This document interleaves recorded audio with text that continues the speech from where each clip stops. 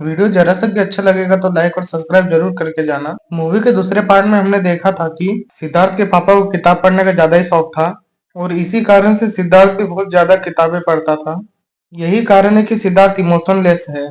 सिद्धार्थ के साथ आगे क्या होने वाला है, चलो कहानी में आगे जानते हैं। सिद्धार्थ अब धीरे धीरे और बड़ा होने लगा और उसका फंडा एकदम सिंपल है। उसका कहना यह है कि इंसानों को खाने पीने और अपने मजे के अलावा किसी भी चीज की जरूरत नहीं, सिर्फ और सिर्फ खाना जो है हम सिर्फ स्वाद के लिए खाते हैं, जबकि पेट कुछ भी खाने से भर सकता है। अब एक दिन बहुत रात हो जाने के बाद भी सिद्धार्थ घर नहीं आता है, इसीलिए सिद्धार्थ को लोग इधर उधर ढूंढ रहे थे, लेकिन सिद्धार्थ तो यहाँ फुटपाथ पे ही सोया हुआ था। तो वो कहता है कि उसे नींद आ रही थी इसलिए वो वहीं पे सो गया। वो कहता है कि नींद को जगह से कोई संबंध नहीं, जब नींद आए तो आप उसी जगह पे सो सकते हैं। घर वाले उसे देखकर बहुत ज्यादा ही परेशान हो गए थे, इसलिए उन्होंने लाइब्रेरी की सारी बुक हटा दी। तो अब सीन प्रेजेंट में आता है और हम कबीर सिंह के रूप पे सिद्धार्थ को देखते हैं, जो कि लड़कियों और बच्चों से सिगरेट की लाइटर मांग रहा था। अभी वहाँ पर राधा नाम की एक लड़की आती है, जो कि सिद्धार्थ की कजन है और वो उसे घर ले जाने के लिए आई थी। सिद्धार्थ उसे कहता है वो इंदु के बिना घर नहीं जाएगा। सिद्धार्थ कहता है कि वो उससे दूर रहे, जिसके बाद इंस्पेक्टर इंदु से मिलने जाता है और वो उससे सिद्धार्थ की कहानी के बारे में पूछता है।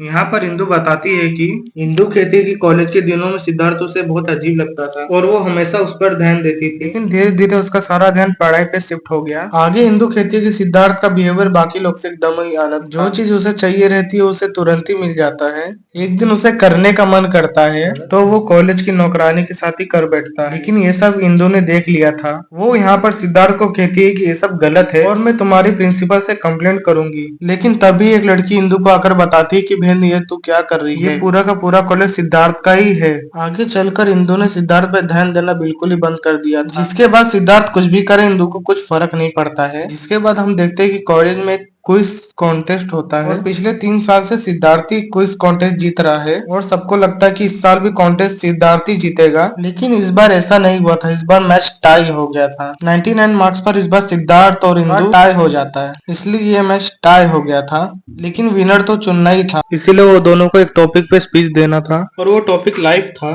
जहाँ पर सिद्धार्थ बताता है कि लाइफ बहुत ज्यादा इंपॉर्टेंट है, हमें किसी से भी कोई मतलब नहीं रखना चाहिए। साइकोलॉजी के हिसाब से सिद्धार्थ ने बहुत अच्छा स्पीच दिया था और पब्लिक को भी उसका स्पीच बहुत अच्छा लगता है। इसके बाद इंदु की बारी आती है। जो सिद्धार्थ कहता है उसे इंदु घुमा फिरा कर कहती है लाइफ को हमेशा खुल के जीना चाहिए, लाइफ में हम जो कर सकते हैं उसे हमें करना चाहिए। और इंदु का स्पीच सिद्धार्थ से ज्यादा अच्छा था, इस वजह से इंदु जीत जाती कंपटीशन। ये सब देखकर सिद्धार्थ को बहुत बुरा लगता है। वीडियो के पार्ट 4 में देखना कि सिद्धार्थ आगे क्या करने वाला है, इसलिए वीडियो को लाइक एंड सब्सक्राइब जरूर करके जाना।